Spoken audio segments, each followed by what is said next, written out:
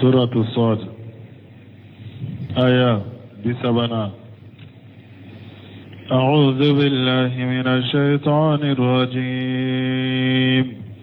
بسم الله الرحمن الرحيم ووهبنا لداود سليمان نعم العبد إنه أواب إذ عرض عليه بالعشي الصافنات الجياد فقال إني أحببت حب الخير عن ذكر ربي حتى توارت بالحجاب ردوها علي فطفق مسحا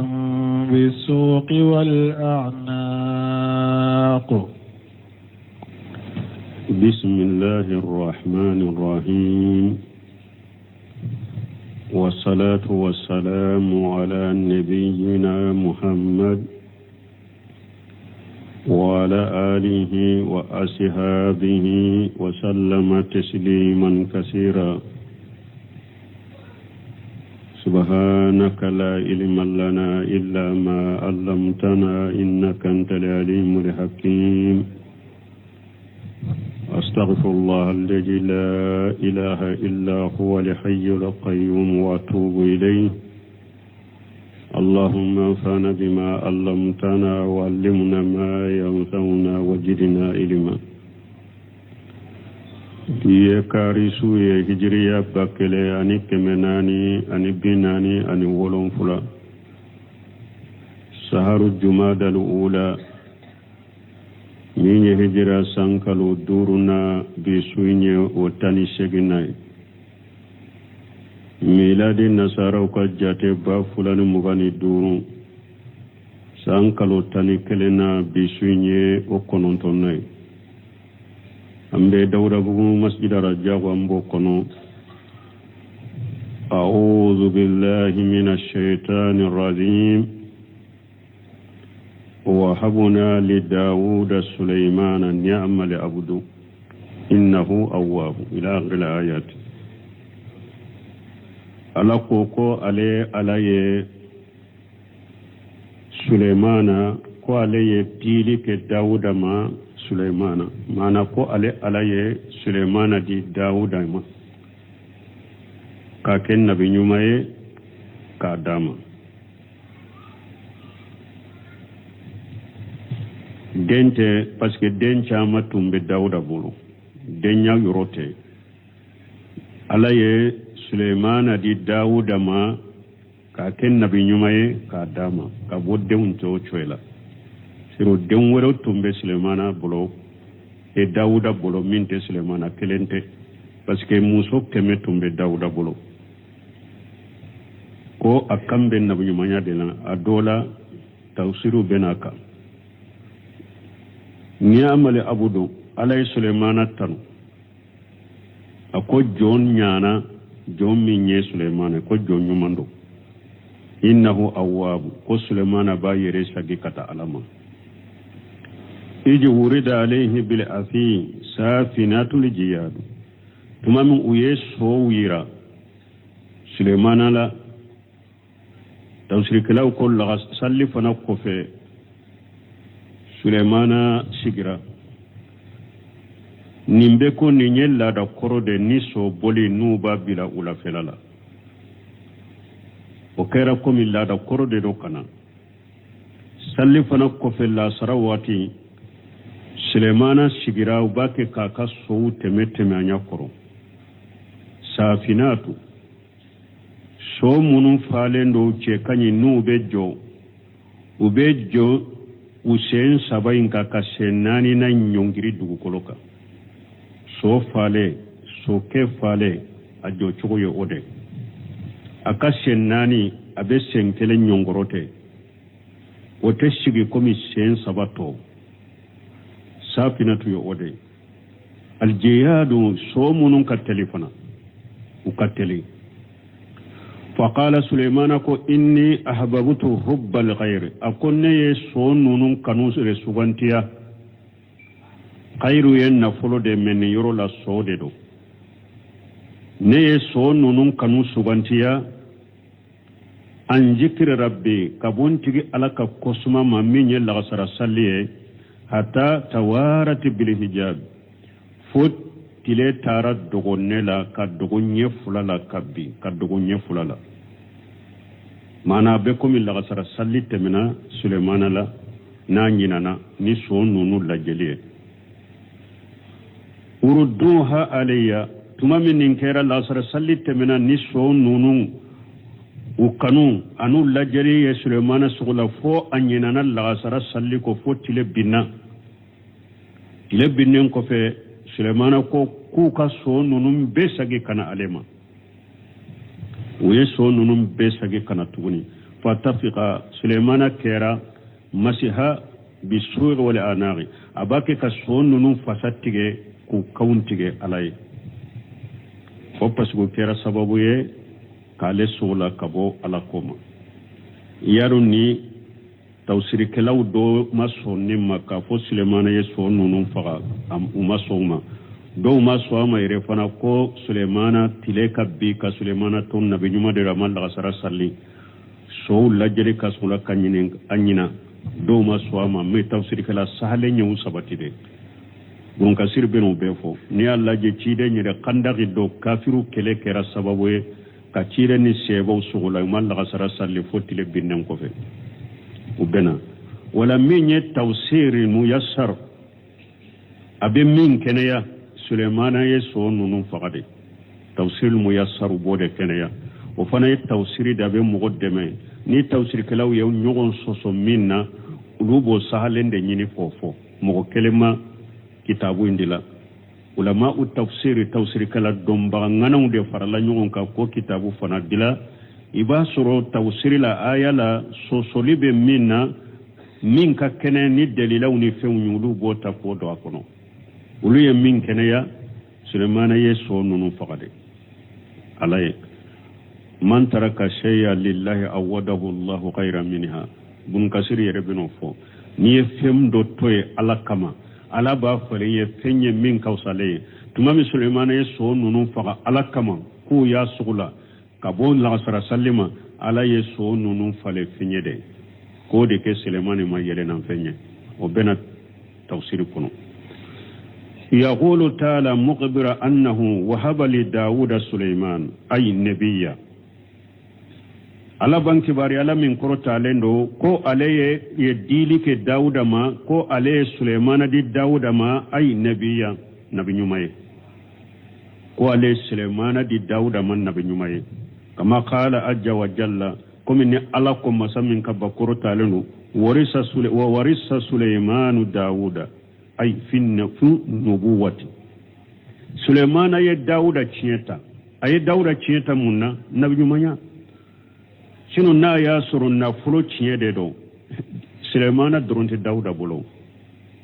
chieta baga wero bala minte Sulemana ye minni alako Sulemana ye Dauda chieta mana nabi nyumaya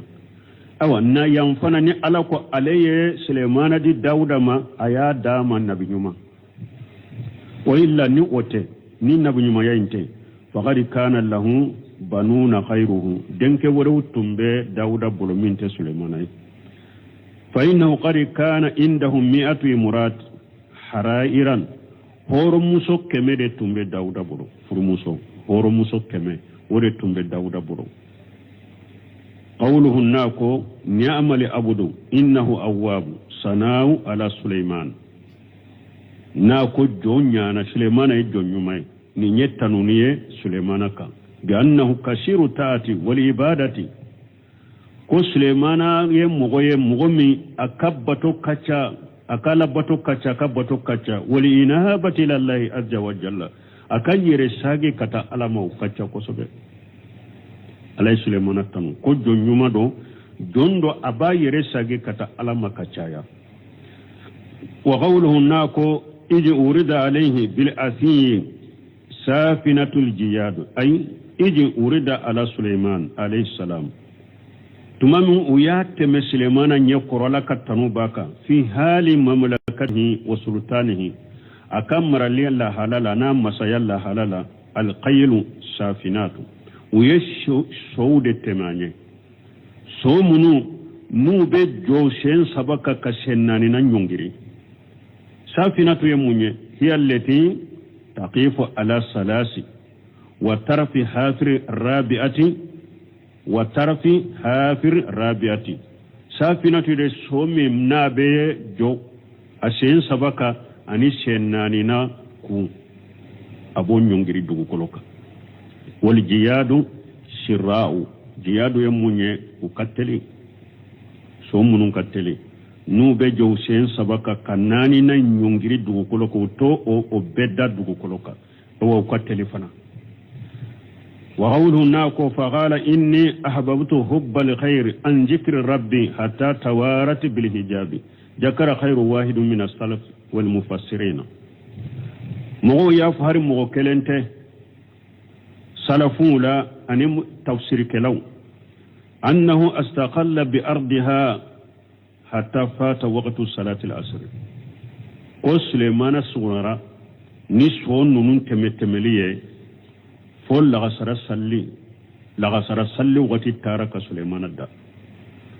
walla yuqtaw bihi min nambe dankane anaye annahu lam yatrukaha amudan bal nashiyana Suleymana mallaga sara sallin toye yere tuku kamade anyana de so nunu lajali ya sugula fo anyana de laga sara salli temena ama yere tuku de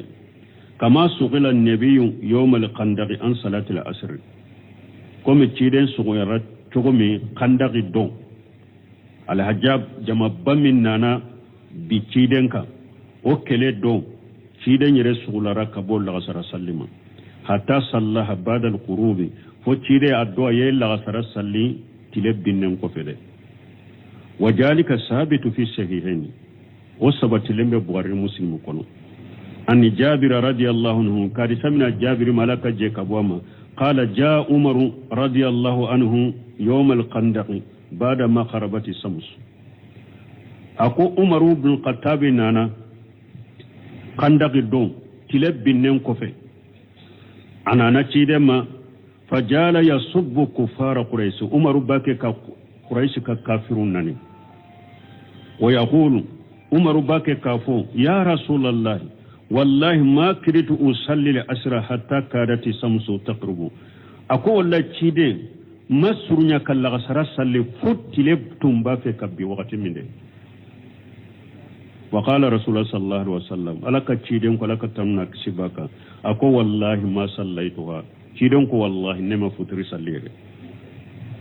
taybu lagasara ako wallahi ma salli mal lagasara salli fa qala fa qumna ila buthana ko ambora kata yawa kenedoma dugu kolo kenedoma fa tawadda nabiyullah lisalati alaka nabiyyu may sallijita salliye wa tawadda'na laha an fana ye sallijita salliye lagasara salliye فصلى الأسرى بعد ما خربت الشمس كيدين الغسر صلي تلبي ننكفه ثم صلى بعدها المغرب وكفه تشيرين فتر صلي ويحتمل أبسكاتا أنه كان سائغ في ملتهم تأخير الصلاة لعذر القدم والقتال بنكسرك أبسكاتا فنا من يكسلي يا غرويا أبسكا فنا أتون دغالندو uluka sariyala ika salli ya garuya kele koso jahadu koso ube kele koso abesiga ko fanaye ko adagalen tumbe Suleymana ka sariyala uluka sariyala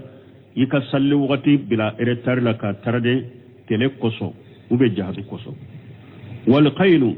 turadu lil qitali parce que son nunu nati munna so nunul nalin na yini yede kelede wagari inda ta'ifatu min al ulama doni ke bagaw doya wole jamakulu doya wole doni ke bagawla anna haja kana masru'an fa nusiqa dhalika bi salati al khawf doni ke bagaw doya wole jamakulu do ko ay konnin tunye ko de sariya de tundo ika sallu ya garuya kele kama ko sariya de tundo ko siranya sallide nana katushe kabwe jamakulu do yen ni fo don ke bawula ومن من جهب إلى ذلك في حال المسابقة والمدايقة دو تعرفنا كن دغرا ني ابي مسابقة لهلا وبي ني اكرولا ابي يرو دولا جماد بي امبوتاسي بي اكرولا حيث لا تمكن صلاة ولا ركوع ولا سجود اكرولا يرو دولا ينيغون كرو يرو دولا mogo tese ka salli mogo tese ka ruku ke koro imbolo mogo tese ka sujudu ke kama fala sahabatu radiyallahu anhum fi fatihi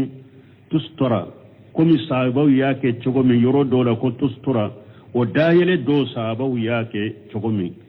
ni ayasro u korolendo u maseka sallu ya sallu ya garwa do ko ay kon ibasro ni fana tunye wala halade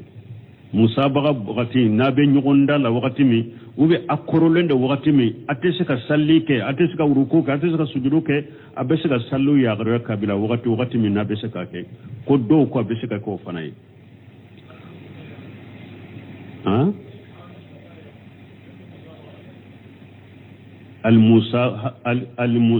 Musa ya fati ha Musa ya fati komi nabe tama dugu koloka siyafa ube mudayaqati ha ote ube na koroleno haythu la tumakkanu salatu waqti min natesika salli wala uruku wala sujudu kama fala sahabatu radiyallahu anhum fi fati tustura wal awwalu min nimbe bun kasir ko folo aqrab ode ni sababa kasuru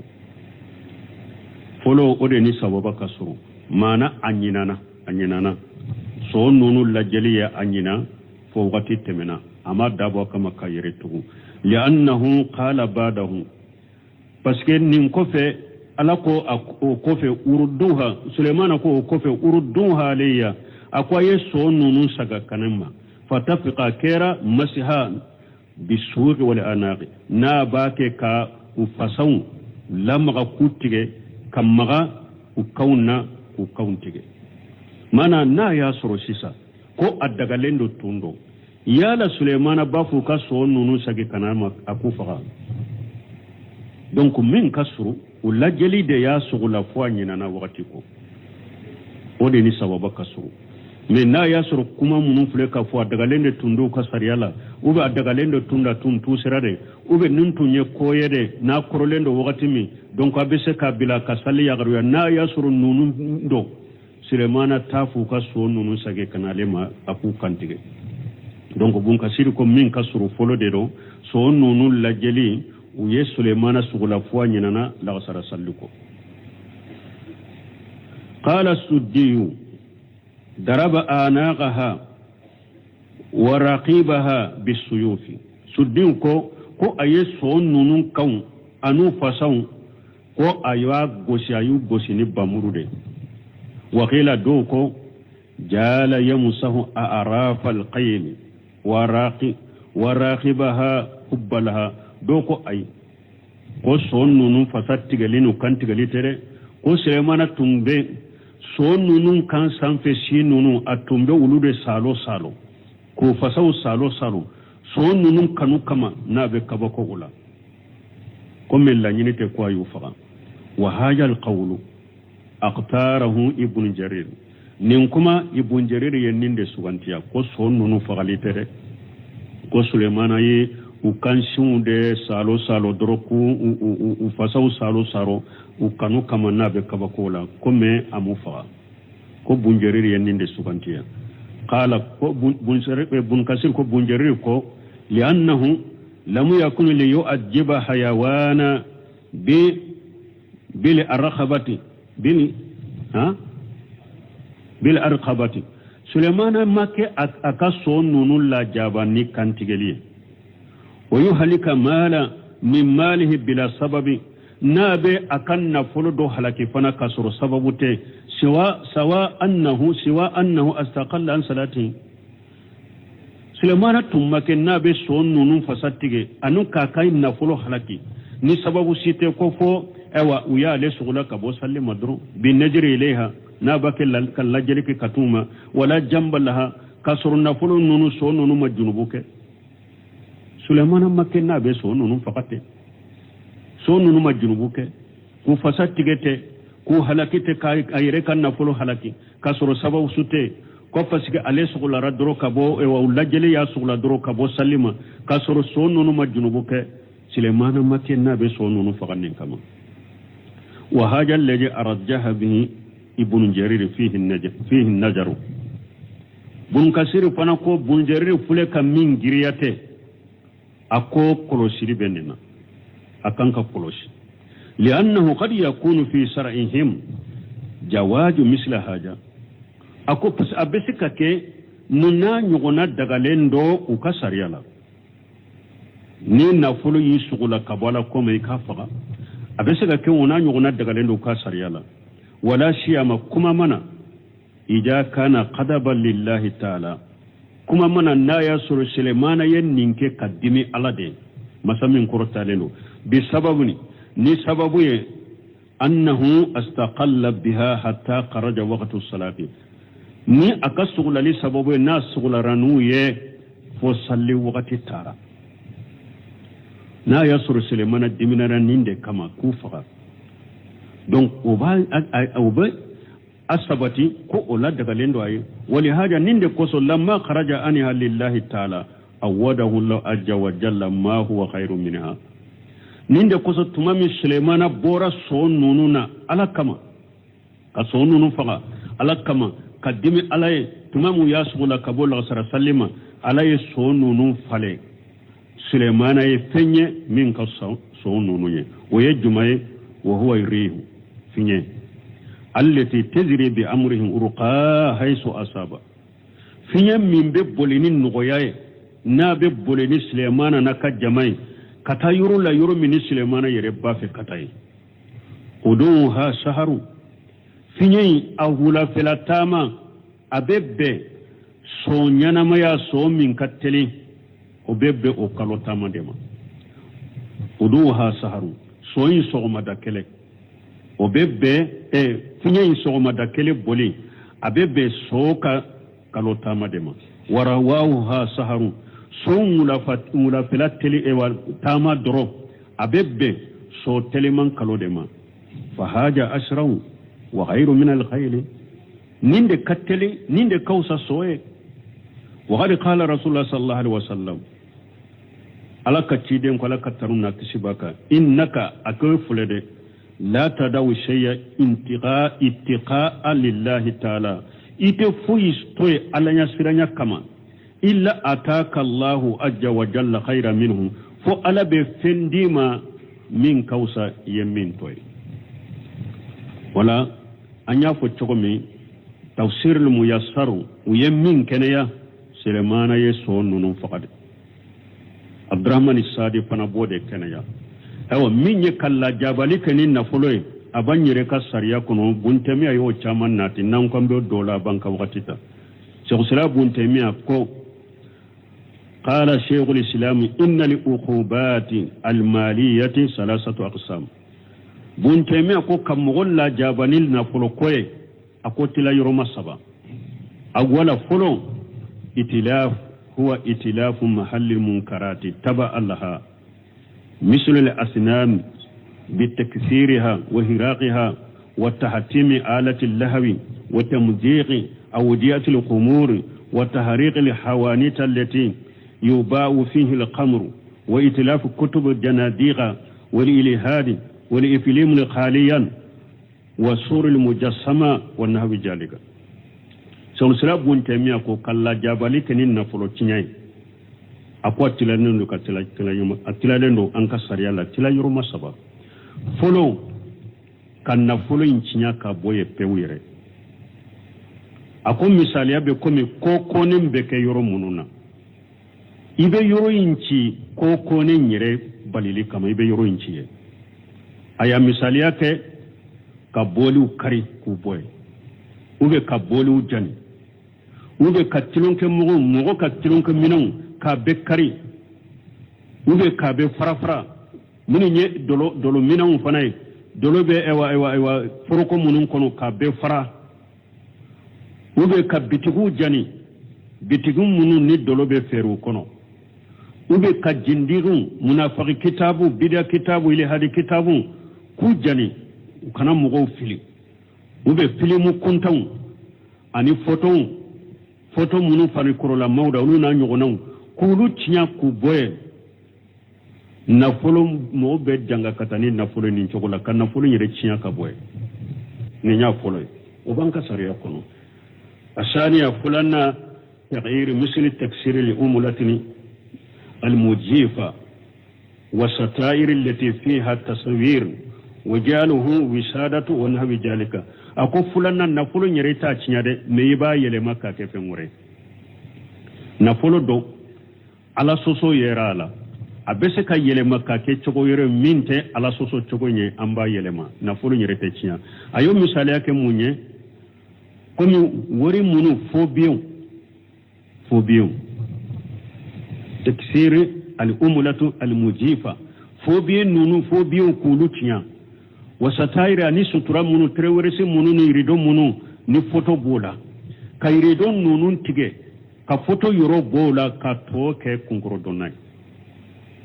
ونا نيغونو أكون نيني تشوغو يفولاناي أسالي سابانا التمليكي مانا نفول من دوكا مرافندو doka marafende do ya sunya togo ya doda ni ba saraka dubule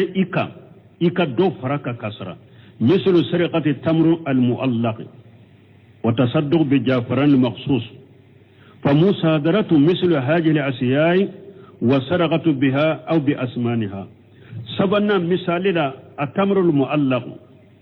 muka tamaro aba akat ewa tamaro forokono kana akatamaru be akatamaru la kana osunya kungo tela foi tela ko sunya kata ni sorola wala tiden ko ni minana wala ona nyogono bolo tika na ya soro kungo wakati ni fendero tamaru min diro lembe tamaru yalara eyo tige ko sunya bolo tika mena tige yu soro iye mi sunya ni ba sara iba dubule kasarade wa tasadduqu bi jafaran li makhsusu ube jafarani parafemi nu u jamfan kerala kajide faraka ube ka fengure nyagambala uluna nyugonaw silamiya sariya fama bese ka minila kasadarati mugowerula puru kabo ebolo ate chinyade me abe mina ela kasadarati mugowerela bontemi ko nunu na nyugonaw minali ani kasadarati kunuwe ube ku fere ku songo sadakati silamiya sariya jennani ma mugo bese ka mugo la jabani na folo ni chogola ako kam mugo la jabani na folo an ka sariya ina tilalendo katani tilayro masaba wala wode yato minye atawsir muyassaru tigi ani abdurrahman sadi nunu ulu ya sabati janga katali bese ka keni na folo ni na folo do yi sugula kabo ala koma ibese kan na folo nchiya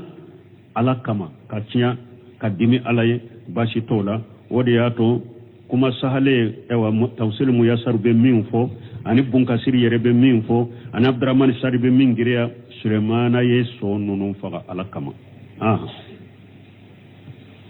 ولقد فتنا سليمان وألقينا على كرسيه جسدا ثم أناب قال رب اغفر لي وهب لي ملكا لا ينبغي لأحد من بعدي إنك أنت الوهاب فسخرنا له الريح تجري بأمره رخاء حيث أصاب والشياطين كل بناء وغواص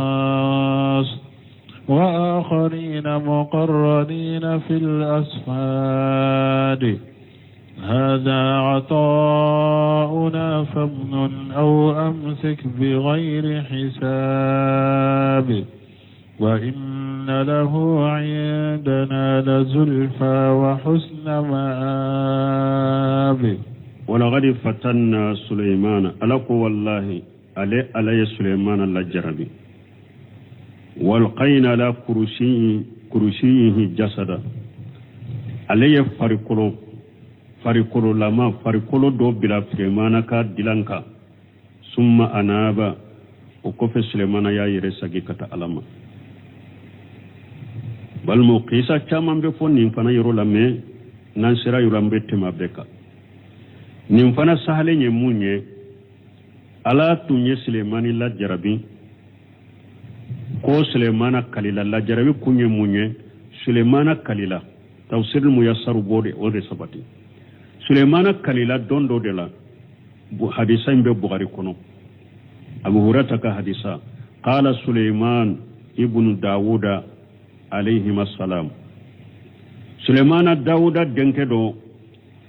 dondola ako alaka kisibu fulabeka la atufanna laylatan ala mi'ati imrati aw 99 kulluhunna yati bi farashi yujahidu fi sabilillah Sulemana sigile dondola to nyogondo ba kerefe akalla ako wallahi bi muso keme nka muso keme mbe abeje nyogonya nin donna ninka ka je nyogona na bo nata don ninka ka je nyogonya muso keme ube muso bi kononto ni kononto mbe je aben no fe sukele ina wallahi abet akelen kelebe che soro fana che mbe jahdu kala kasira فقال له صاحبه إن شاء الله من بسليمان كرفة تنيوم من با كرفة أقول إن شاء الله فو فلم يقول إن شاء الله سليمان ما إن شاء الله فو ما فمنا أنيننا تنيوم إن شاء الله فو أنيننا أما إن شاء الله فو فلم يحمل منهن إلا امرأة واحدة جاءت بشق رجل Sulemana aye kuma info chogoma yako chogola fana muso keme ube muso bi kononto Sulemana jera benno fe sukele nya sima den soro fo muso kele ode den soro o fana den min soro hadama den tilance dero den fando be fagalende do ni be fando ndela ciden ko والذي نفس محمد بيده أكون كلنا نمسي محمد نيمب مسامي بولو لو قال إن شاء الله لجاهد في سبيل الله فرسانا أجمعون كيدن كو ني سليمان تنكو إن شاء الله كمينا أيام مين فو مسوك كمين بيتم بدنك سورا بيتم بك سوتيجي وبيتم بك لك على كما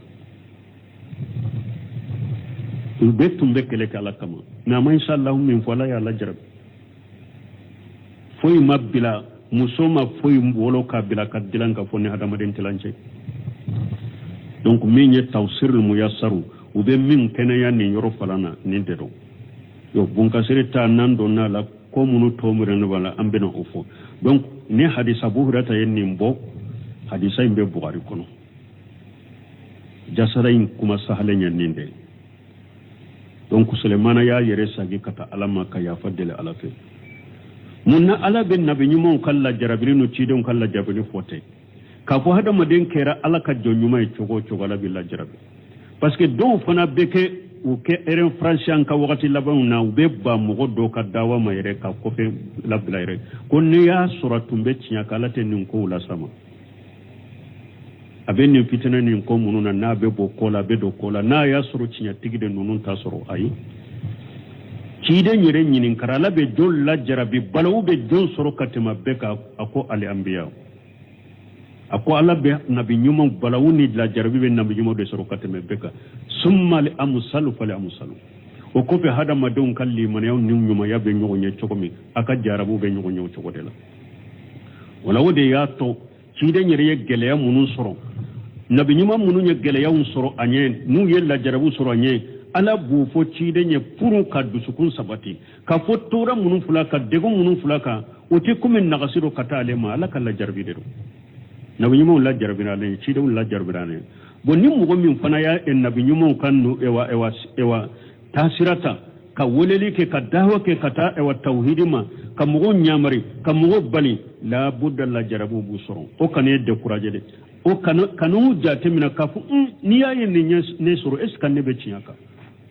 na ya soro ne be tinyaka nunun ten soro ay na bu nyuma la jarbira enye mo fana kana miri fana yala karsa na tumbe ciya kai siken nunun basoro ubasoro o de ato Allah bin nabi mu kala jarabi fu qala rabbi sulaimana kunti ala aghfir li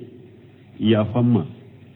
wa hab li mulka ikam marali do dinnema la yanbaghi li ahadin min badi marali min ni mo siman kakana ye kasoron kofe marali do dinnema marali min ni mo sita nyona soron kofe innaka antal wahhab ala de yesoni masayid ala de dini masay fasaqarna lahu riha ala ko ala yefinya kolo sulaimanay tejri bi amrihi urqa haisu asaba finya imbe bolini sulaimana kanya maryade nogoyala kata yoro la yoro mini sulaimana ba fe katay wasayatina kull bannai wa qawasi o ala ye shaytanu ayunu fana kolo Sulemana nube barake Sulemana shetane do ka bare munye nu ba ke Sulemana sojo banay ulu tay ka sode jo so jamunu ni kogo bamunu ni Sulemana ba fe kulu jo dro alay shetane do de kola ye wo sojo ay wa qawas ay shetane do kola ye ulu be do jiju koron na fulo nunu ka to takunu de Sulemana lulu ni marjana nunu ulu tay ka ku tuka do juju koro kata juju koro fe umbo kana na Sulemana fe wa akharina mukhranina fil asfadi shaytani wore bew uru siri lembe nyogona ni nga jologo ye parce que banna Sulemana nyamari kanna munu nya soso abe ulum mina kunu siri ku bono siri nyogona ku sewu siri nyogona ku yere siri nyogona ni nga jologo ye shaytani do fana siri lembe nyogona Sulemana bolo ni nga jologo ye munu nya ka nyamar kan soso haja atauna awa tumame ala yen ninke Sulemana yen nemo de Sulemana ma akon ni ne ala ka dili de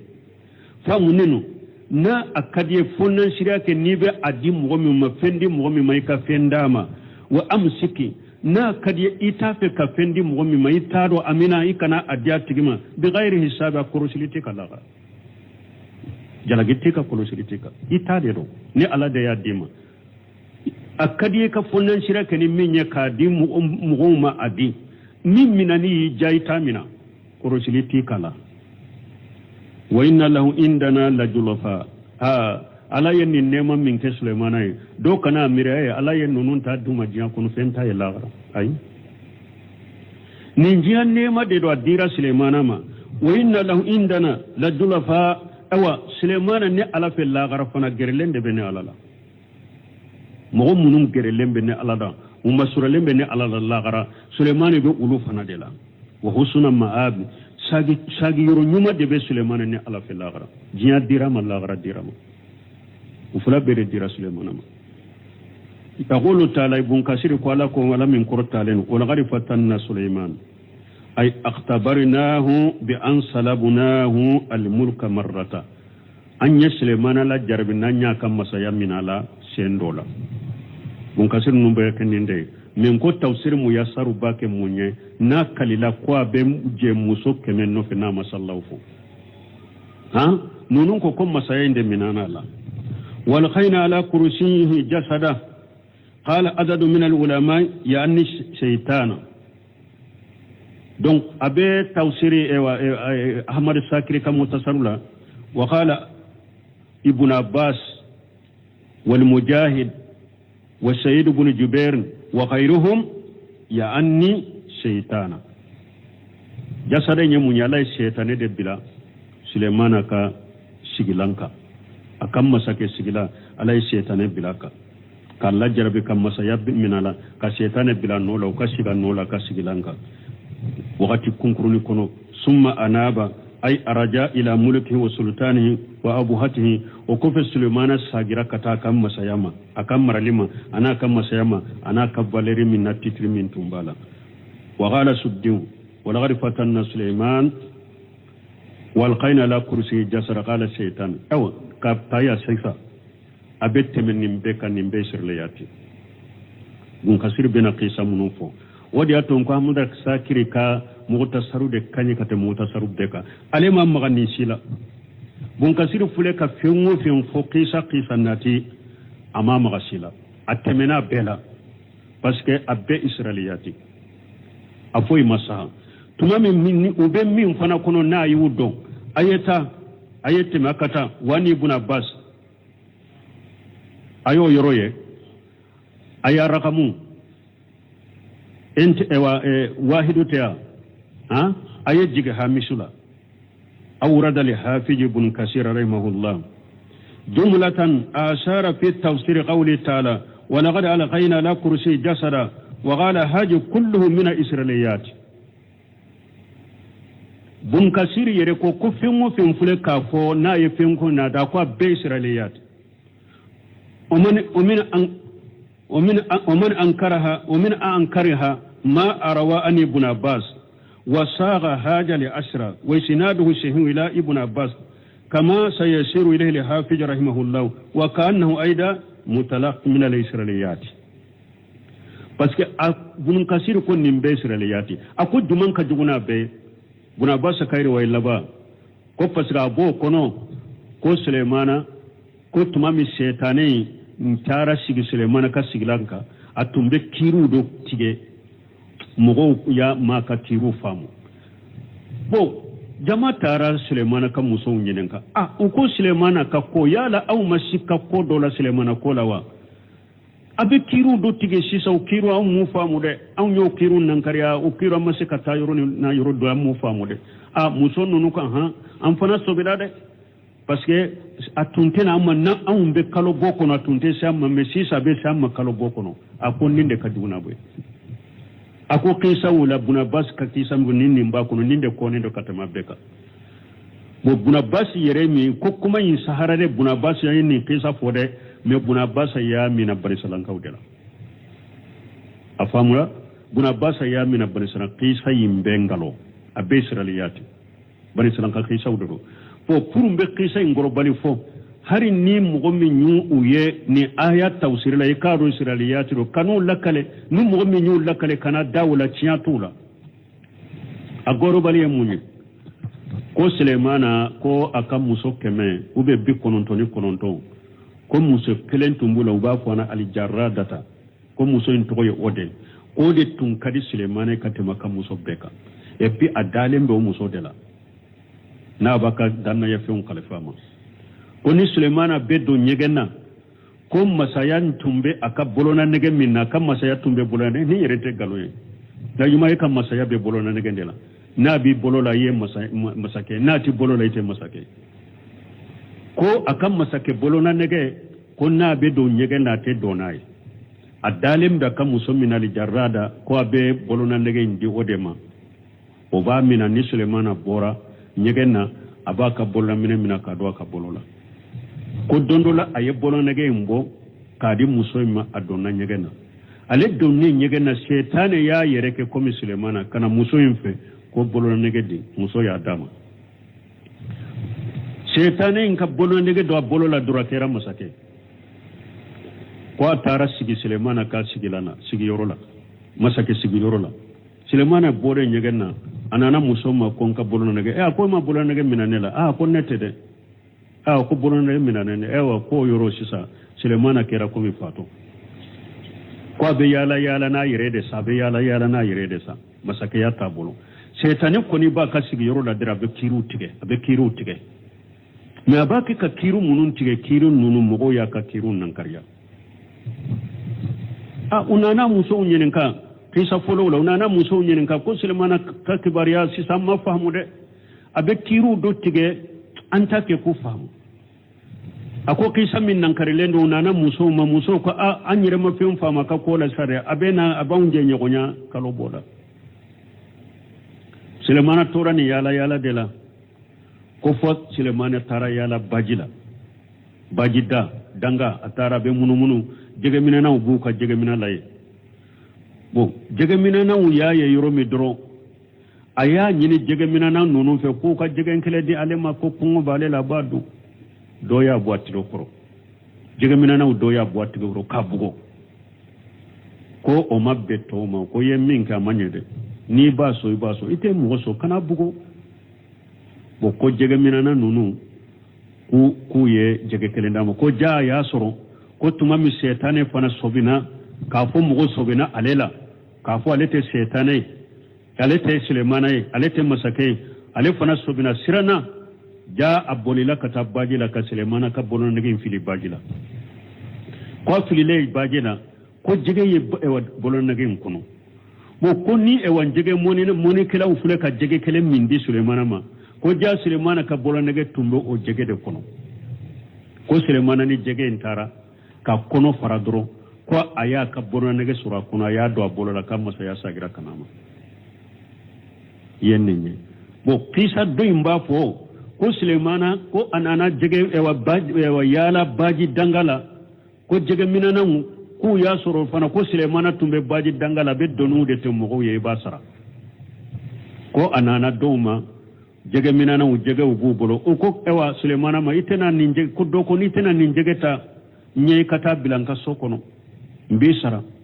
silamana ko basi t'a la n b'a ta a ko silamana ma i ka sara ye mun ye joli don a ko ayi nin jogo ninnu n bɛ jɛgɛ minnu ta ka taa ni sera jɛgɛ kelen di ne ma dɔrɔn ko silamana ye jɛgɛ ninnu ta k'u taara cɛ ka so ko a ye jɛgɛ kelen ta k'a di silamana ma ko silamana taara o jɛgɛ de kɔnɔ fara ko a bɛ jɛgɛ in dila k'a tobi ko a y'a ka bɔlɔnɛgɛ sɔrɔ jɛgɛ in kɔnɔ ko a y'a don a ka bolo la ko a ka masaya sagara ma ko ala kan bɔ de ma ninnu ye siraliya tu dɛ kisa sahalen tɛ ninnu ye dɛ ninnu sabatilen tɛ tawsiri mu yasaru ye min sabati a kalila dɛ ko muso 100 a bɛ jɛn nɔfɛ a kelen kelen bɛ cɛ sɔrɔ min bɛ jahadu kɛ ala ka sira la a tɔɲɔgɔn ko inshallah fa ma inshallah fa ɲinana ma inshallah fo ala y'a lajarabi a jɛra muso 100 nɔfɛ u bɛ 99 a si ma den sɔrɔ fo kɛlɛ o fana ye hadamaden tilancɛ de wolo o birala ka dilanka ye ko laɲini ye nin de mais nin kisa min filɛ ka fɔ a bɛɛ israeliyati donc a bɛ tawsiri waati sera inshallah ni ala sɔnna sini an bɛ tawsiri ta qala rabbi aghfir li wa hab li muluka an bɛ tawsiri ta o yɔrɔ la parce que an ko fɛn o fɛn tɔ bɛ fo kana ni yɔrɔ la a bɛɛ israeliyati a si sahalen tɛ bani silanka kisaw de do ko sahalen tɛ munna bani silankaw fana tun bɛ nin kɛ u tun bɛ nabi ɲumanw kɔ u b'u contrôle la u bɛ galon da nabi ɲumanw la n'u b'u tɔgɔ tiɲɛ cogo min dɔrɔn bani silan kisa ninnu laɲini ye nin de سبحانك اللهم ربنا بحمدك أشهد أن لا إله إلا أنت أستغفرك وأتوب إليك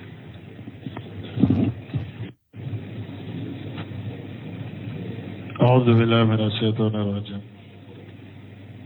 سورة الصاد آية بسبنا أعوذ بالله من الشيطان الرجيم بسم الله الرحمن الرحيم ووهبنا لداود سليمان نعم العبد إنه أواب إذ عرض عليه بالعشي الصافنات الجياد فقال إني أحببت حب الخير عن ذكر ربي حتى توارت بالحجاب ردوها علي فطفق مسحا بالسوق والأعناق بسم الله الرحمن الرحيم والصلاة والسلام على نبينا محمد وعلى آله وأصحابه وسلم تسليما كثيرا سبحانك لا علم لنا إلا ما علمتنا إنك أنت العليم الحكيم أستغفر الله الذي لا إله إلا هو الحي القيوم وأتوب إليه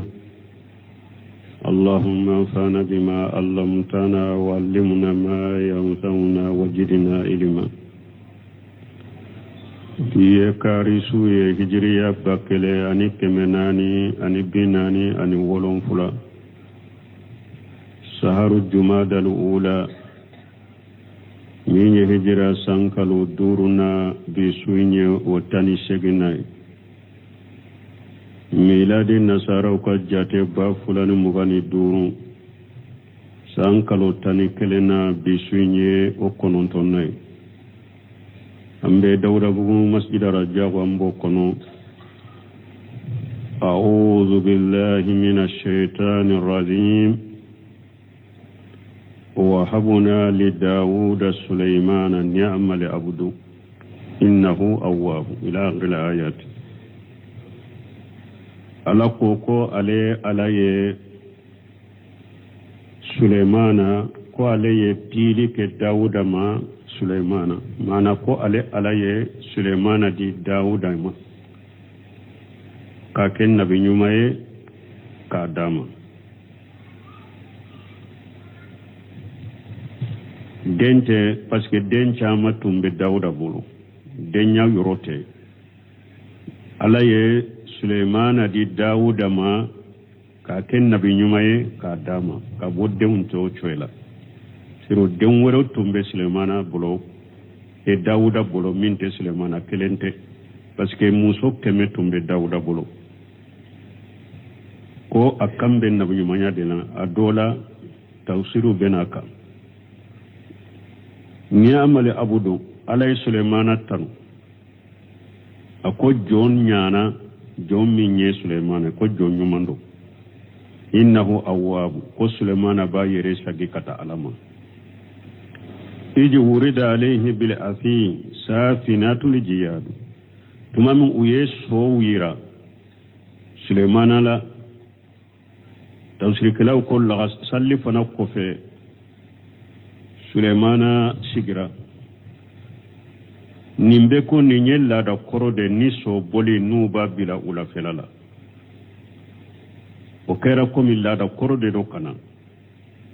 salli fana ko fella sarawati Sulaymana sigira ubake kaka so temeteme anya koro safinatu so munu falendo che kanyi nube jo ubejo usen sabayin kaka senani na nyongiri dugu koloka so fale so ke fale ajo chogo yo ode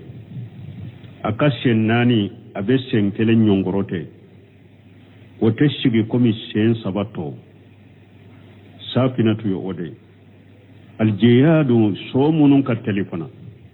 ukateli فقال سليمان كو إني أحببت حب الغير أكون يسون نون كنوس رسوغانتيا خير ينفلو دي من يرو لا سوددو ني سون نون كنوس سوغانتيا عن ذكر ربي كبون تيجي ألك كسما ما من يلغسر سليه حتى توارت بالحجاب فوت tile tara dogonne la ka dogonye fulala kabbi ka dogonye fulala mana be komi la sara salli temena Sulaymana la na nyinana ni so nunu la jeliye urduha alayya tuma min kera la sara salli temena ni so nunu ukanu anu la jeliye Sulaymana sugula fo anyinana la sara salli ko fo tile binna ko fe Sulaymana ko kuka so nunum besagi kana alema uye so nunum besagi kana tuguni fatafiqa Sulaymana kera